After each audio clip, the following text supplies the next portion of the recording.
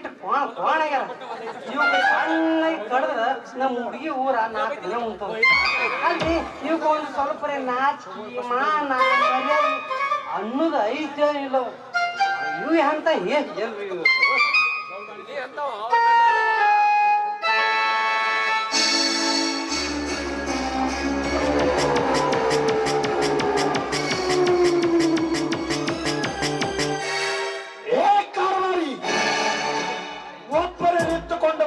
ಹತ್ತಿದೆಯಲ್ಲ ಏನು ಬಗಳ್ತಾ ಇದೆಯಾ ಮಗನೇ? ಬಗಳಾಗತ್ತಿಲ್ರಿ ನಿಮ್ಮನ್ನ ಹೊಗಳಾಗತ್ತೀನಿ ನೀವು ದೊಡ್ಡಪ್ಪದೇ ಸಾರ್ ಮಕ್ಕಳು ಈ ಮನೇಲಿ ಒಂದೊಂದು ಮೂತ್ತಿದ್ದಾವ ನಿಮ್ಮನ್ನ ಯಾರು ಹೊಗಳ್ತಾರೆ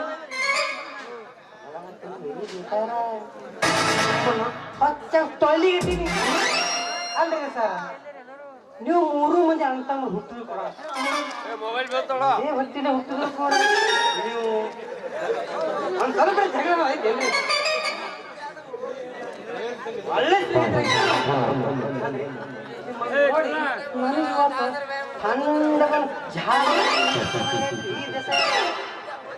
ಕಾರವಾರಿಯವರೇ, ನೀವು ನಮ್ಮ ಮನೆಯ ಆಳಲ್ಲ, ಈ ಮನೆ ಹಿರಿಯರು, ನಮ್ಮ ಕುಟುಂಬದ ಒಬ್ಬ ಸದಸ್ಯನೆಂದು ನಾವು ತಿಳಿದುಕೊಂಡಿದ್ದೇವೆ.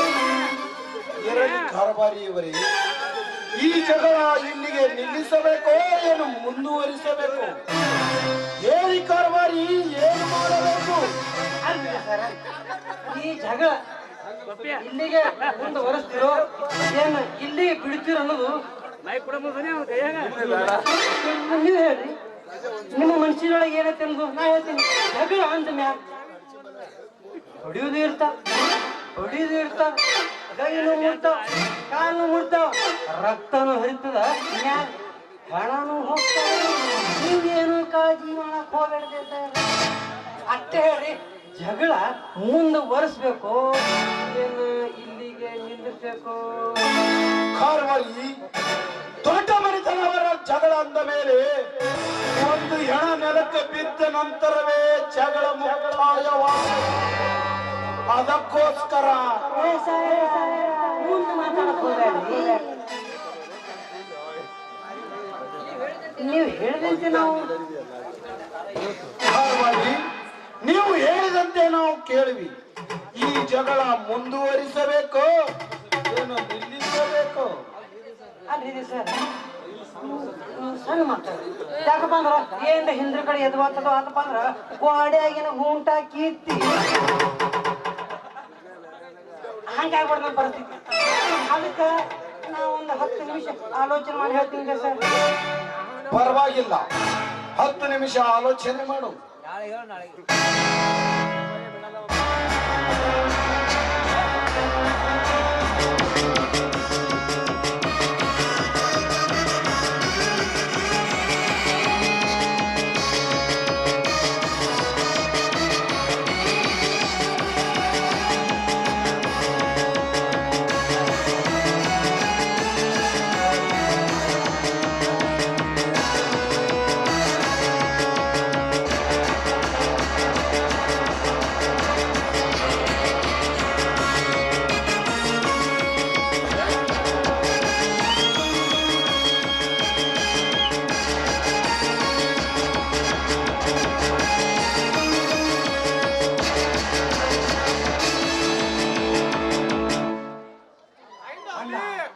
ಜಗಳ ಇಲ್ಲಿಗೆ ನಿಲ್ಲಿಸಪ್ಪ ಅಂದ್ರ ನಾಡಗೌಡರು ದೇಸಾಯಿ ಒಂದಾದ್ರಪ್ಪ ಅಂದ್ರ ನಮ್ಮ ಯಾಕೆ ಕೊಡ್ತಾರ್ರಿ? ಇದು ಸಾಧಾರಣ ಜಗಳ ಆಗಿರಬಾರ್ದು. ಇದರಲ್ಲಿ ಒಂದಲ್ಲ ಒಂದು ಹೆಣ ಬೀಳಲೇಬೇಕು.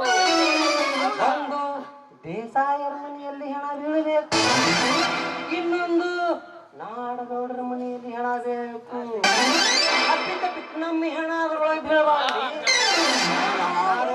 ದೂರ ನಿಂತೆ ಈ ಜಗಳ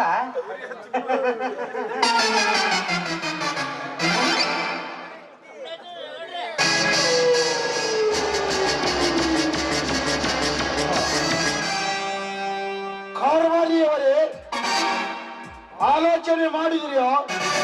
ಯಾವ ನಿರ್ಧಾರ ತೆಗೆದುಕೊಂಡಿರಿ? ಏನು ಹೆಚ್ಚಿಗೆ ಹೇಳೋದಿಲ್ಲ. ಒಂದ್ ಮಾತು ಹೇಳ್ತಾ ಉಳಿದು ನಿಮ್ಮ ಬಿಟ್ಟು ಕೊಟ್ಟ ವಿಷಯ ರೀ ಶಿವ. ಹೇಳ್ರಿ, ಏನು ಹೇಳಿದಿರಿ? ನೋಡಿದೆ ಸರ್, ಸುತ್ತ ಹಳ್ಳಿ 40 ಹಳ್ಳಿ ಸರ್ದಾರ ಅನಿಸ್ಕೊಳ್ಬೇಕಾದ್ರ ಈ ಜಗಳ ಮುಂದುವರಿಸಲೇಬೇಕು. ಇಲ್ಲ ನಂಜುಂಡಗೌಡಿಗೆ ಹೆದರಿ ಈ ಜಿಡೆಗಳಾಗಿ ಮನೆ ಕುಂಡಿರ್ಬಹುದು. ಇದು ನಿಮ್ಮ ಬಿಟ್ಟುಕೊಟ್ಟ ವಿಷಯ ಅದೇ ಸಾಯದೆ.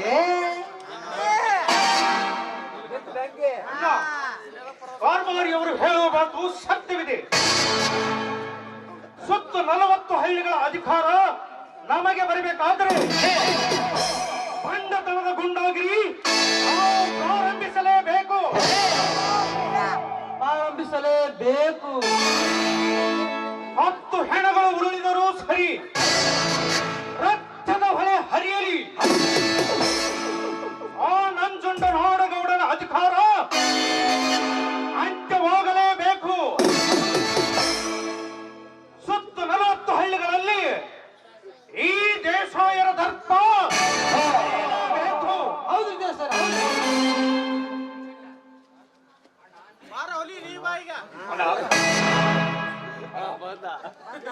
ನೀಲಕಂಠನ ಹೇಳುವ ಮಾತು ನಿಜ. ಇಂಥ ಹಳ್ಳಿಗಳಲ್ಲಿ ನಮ್ಮಂತ ದೊಡ್ಡವರು ಅಧಿಕಾರವಿಲ್ಲದೆ ಬದುಕುವುದಿದ್ರೆ ಕೈಯಲ್ಲಿ ಬಳೆ ತೊಟ್ಟಿಕೊಂಡು ಕೈ ಕಟ್ಟಿಕೊಳ್ಳುವಂತಾಗುತ್ತದೆ. ನಾವು ಸಾವಿರಾರು ಎಕರೆಯ ಭೂಮಿಯ ಒಡೆಯರು, ನಾವು ದೊಡ್ಡವರೇ. 100 ದಿವಸ ಬದುಕೋದಕ್ಕಿಂತ ಮೂರೇ ದಿವಸ ಹುಲಿಯಾಗುವುದಕ್ಕೆ ಆಗ ನಮ್ಮಂತವರಿಗೆ ಮಾನ, ಮರ್ಯಾದೆ, ಗೌರವ. ಇದಕ್ಕಂತ ನೋಡಿ ಅಪ್ಪ ಹುಟ್ಟದ ಮಾತಾಡ್ತಾರೆ ಅಂತ ಬಾರಿ ಮಾತು ಹೇಳಿದ್ರು. ಬಂಗಾರ ಅಂತ ಮಾತು ಹೇಳಿದ್ರು. ದೊಡ್ಡ ಸರ್, ಇನ್ನು ಮುಂದೆ ನಿಮ್ಮದೇನು ಅಂದ್ರಿ ಶಿವ? ಕಾರ್ವಾರಿ, ನನ್ನ ತಮ್ಮಂದಿರ ಮಾತಿಗೆ ವಿರುದ್ಧವಾಗಿ ನಾನೆಂದು ನಡೆದುಕೊಳ್ಳಲಾರೆ. ಹೋಗಾಡಲು ಅವರು ಸಿದ್ಧರಿದ್ದ ಮೇಲೆ ನನ್ನ ಅಡಚಣೆವೇನಿಲ್ಲ.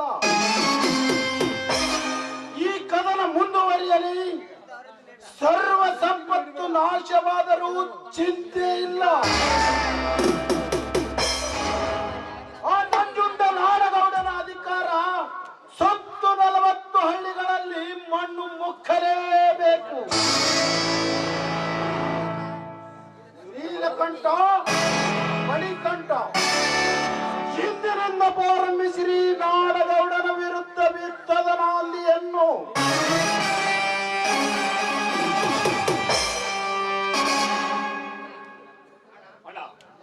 ಅದಕ್ಕಾಗಿ ನೀನು ಆಲೋಚನೆ ಮಾಡಿದಿರು. ಅದಕ್ಕಾಗಿ ಈ ಮಣಿಕಂಠನ ಮನದಲ್ಲಿ ಒಂದು ಕುತಂತ್ರವನ್ನು ರೂಪಿಸಿಕೊಂಡಿದ್ದೇನೆ. ಆ ಕುತಂತ್ರದ ಬಲಿಯಲ್ಲಿ ಹಕ್ಕಿ ಬಂದ ಬಿದ್ರೆ ಸಾಕು. ಆಗ ನೋಡಗೌಡನ ಮೌನ ಮರ್ಯಾದೆ ಎಲ್ಲ ಮಣ್ಣಗೂಡಿ ಹೋಗುತ್ತದೆ. ಅಲ್ರಿ ಇದೆ ಸರ್, ಮತ್ತಾವ ಕುತಂತ್ರ ಹೋಗ್ಲಿ ಅಲ್ಲ, ಯಾವ ಹಚ್ಚಿನಾಗ ಮಾರಿಯವರೇ, ನನ್ನ ತಂದೆ ಕಾವ್ಯ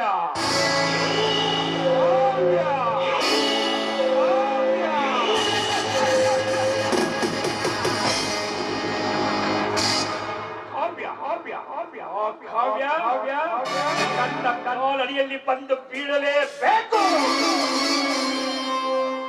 ಸರ್, ನಂಜುಂಡಗೌಡ ಬಂದು ನಿಮ್ಮ ಕಾಲು ಹಿಡದು ಒಂದ್ ಕಾಲು ಇಡ್ರಿ, ನೀವು ಅವನ ಕೈಯ ಚಿಕ್ಕು ಕೈ ಕಾಲು ಮುರ್ಕೊಂಡು ಕುಂದು ಅದೇನಂತಾರಲ್ರಿ, ಮೀನ ಖಂಡ ತಿನ್ನಕ್ ಹೋಗಿ ಬಲಿ ಒಳಗ್ ಬಿದ್ದು ಬಡ್ಜಾಡ್ದಿದ್ದ ನಿಮ್ಮ ಪ್ರೀತಿನ ಅಂತೀನ್ರಿ. ಪ್ರತಿ ಮಾತಿಗೂ ನೀನು ಅಭಿಷೇಕನ ಇದು ಸರಿಯಲ್ಲ. ನನ್ನ ತಮ್ಮ ಮಣಿಕಂಠನ ಪ್ರತಿಯೊಂದು ಕಾರ್ಯಕ್ಕೂ ನಮ್ಮಿಬ್ಬರ ಬೆಂಬಲವಿದೆ. ನಾಡಗೌಡನ ಮನೆತನದ ಹೆಣ್ಣು ಈ ದೇಸಾಯಿಯ ಸೊಸೆನಾಗಿ ನಮ್ಮ ಸೇವೆ ಸಲ್ಲಿಸಬೇಕು. ಗಂಡನ ಈ ಮನೆಯಲ್ಲೇ ಬಿದ್ದಿರಬೇಕು. ಇದನ್ನು ಕಂಡು ನಂಜುಂಡ ನಿತ್ಯ ಮನಸ್ಸಿನಲ್ಲಿ ನೋವಿನಿಂದ ಮರಗಬೇಕು. ಕಾರವಾರಿ, ಇದು ನಿನಗೆ ಅರ್ಥವಾಗಲಾರದು. ನನ್ನ ತಮ್ಮ ಮಣಿಕಂಠ ಮಾಡಿದ ಸಾಹಸ ಸಂತೋಷಕ್ಕಾಗಿ ಎಲ್ಲರೂ ಕುಡಿದು ತಿಂದು ಮಜಾ ಮಾಡಿದ್ರಾಯ್ತು. ಅಲ್ರಿ ದೇಸಾರ, ನನ್ನ ಸಹೋದರ ನಾಡಗೌಡನ ಮನೆಯ ನಡುಗಂಬಕ್ಕೆ ಕೈ ಹಾಕಿದ್ದಾನೆ. ತುಂಬಾ ಸಂತೋಷ. ಹಾಗಾಗಿ ನೋಡಪ್ಪ, ಈ ಸಂತೋಷಕ್ಕಾಗಿ ಹೋಯ್. ಯಾವುದಾದ್ರೂ ಒಂದು ಹೆಣ್ಣನ್ನು ಕರೆಸು. ಕುಡಿದು ತಿಂದು ಕುಪ್ಪಳಿಸಿ ಕುಣಿದಾಡಿದರಾಯ್ತು. ಅಲ್ರಿ ದೇಸಾರ, ಅಲ್ಲೇನು ಹೋಗುದವ್ ಸಿಗಣ ಆ ದ್ರಾಕ್ಷಿ ಪಡೆದಾಗ ಹಣ್ಣು ಸಿಕ್ಕಂಗ್ ಮಾಡಿದ್ರೇನು ತಿರ್ಗಕ್ರಪ್ಪ ದೇಸಾರ, ಎಲ್ಲಿ ತಿರ್ಗ ಹೆಣ್ಣ ತರದಿದ್ರೆ ಮಗನಿನ ಟೊಂಕವನ್ನು ಮುರಿಬೇಕಾಗುತ್ತೆ. ಎಚ್ಚರ. ಯಾವುದಾದ್ರೂ ಒಂದು ಹೆಣ್ಣನ್ನು ಆಯ್ತ್ರಪ್ಪ, ನೋಡ್ರಿ ನಾ ಹೋಗಿ ಕರ್ಕೊಂಡ್ ಬರ್ತೀನಿ.